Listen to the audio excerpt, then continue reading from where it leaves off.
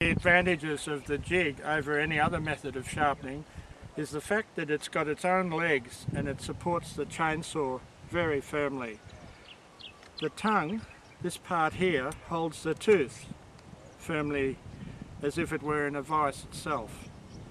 The file holder takes care of the filing height so that the file is exactly the right height in the tooth, because one side of the file holder runs over the depth gauge, the other side runs over the tooth, and that positions the file exactly the right height or depth in the tooth.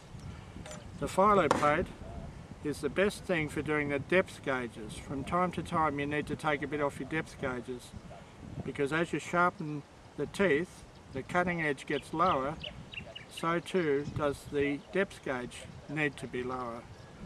So simply put the filo plate on there and just file until you can't file any more off. It's as simple as that to get your depth gauges right. With your depth gauges the right height, then your filing will be the right height as well. And not only that, it'll cut correctly because the depth gauge regulates how much bite the tooth takes as it goes through the wood.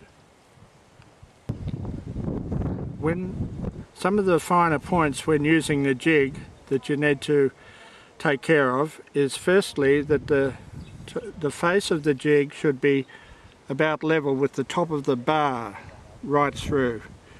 And when that's correct, the top of the block will be about up to the top of the rivets. That's the first stage. The second thing that's important is to get the tongue in its correct position where it actually locks the tooth, because it's the angled side of the tongue that wedges the tooth in this direction hard against the block, which is on this side.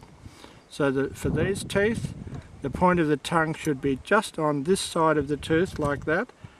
For the teeth on the other side, needs to be adjusted so it's into the middle of the back of the tooth like that, and it's doing exactly the same thing. It's wedging the tooth hard against the block on this side.